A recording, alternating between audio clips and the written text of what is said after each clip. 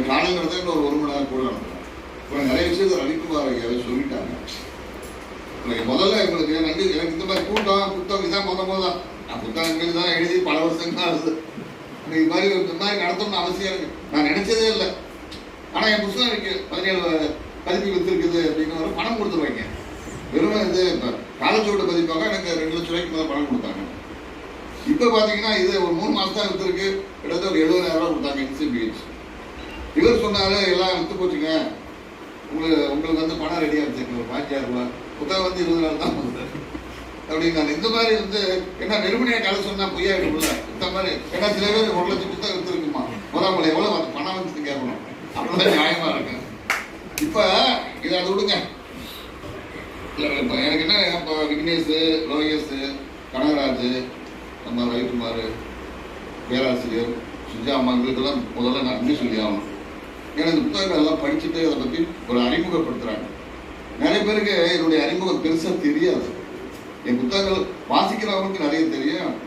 அந்த கல்லூரி இப்படி தான் போயிடுச்சு. பொது நிலையில் என்னை பற்றி அதிகம் தெரியாத ஒரு சூழல்.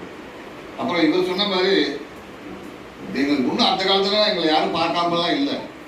நிலப்படி நடத்தும் போது எங்களுக்கெல்லாம் பெரிய பாதுகாப்பு இருந்தது. ரவிக்குமாருக்கெல்லாம் எனக்கெல்லாம் ஒருத்தர் தான் பாதுகாப்பு கொடுப்பாங்க. அவருக்கெல்லாம் வந்து எனக்கு ஒருத்தர் தான், ரவிக்குமாருக்கு ஒருத்தர், இவருக்கு ஒருத்தர் தான். மாசு இருக்கு. ரவிக்குமாருக்கு 4 பேர் வருவாங்க போலீஸ். உண்மை இல்லை. நான் எந்த ஊர் போனாலும் எனக்கு கூட வருவாங்க. எங்கள் வீட்டுக்கிட்ட நிற்பாங்க, என் கடைக்கிட்ட நிற்பாங்க. ரவிக்குமாரை பார்க்க பேங்க்கு போனால் பேங்க் வாசலில் இருப்பாங்க.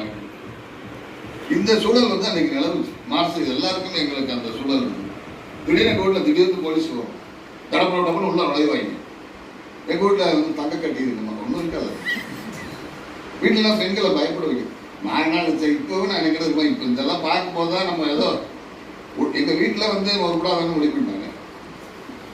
ஏன் அப்படின்னா நான் செய்த வியாபாரம் அப்படிங்கிறது முறையாக ஒழுங்காக செஞ்சதை இன்றைய கணக்கில் ஒரு குறைந்தபட்ச 200 500 கோடி ரூபா சம்பாதிக்கலாம். முறையான வியாபாரம். யாரையும் ஏமாத்தோ கொள்ளடிக்கிறதோ அழிக்கிறது தான் வேண்டாம். அவ்வளோ. அதாவது அன்னைக்கு இந்தியாவிலேயே நான் தான் அழிக்கப்பட்டிருக்கேன். இந்தியாவிலேயே ஒரு வாரத்தில் 50-55 லட்சம் முட்டை விற்கிறேன் நான். ஒரு காசு கிடைச்சாலே எங்கேயும் போடும். இது எங்கள் குடும்பத்தில் என் மேலே அவங்களுக்குலாம் போகும். இந்த படிப்பு சுவையில் இது மாதிரி பேசுறதுல என்ன பண்ணுறேன்னா எனக்கு அந்த ஆர்வம் குறைஞ்சி போச்சு. பணத்து மேலே ஆசை இல்லாமல் போயிடும். இந்த மாசியம் படிக்கிறது ரொம்ப ஆபத்தானது. சொத்து மேலேயே ஆசை வராது. சொத்து எல்லாம் திருட்டு போய. எனக்கு என்ன தெரியுதுன்னா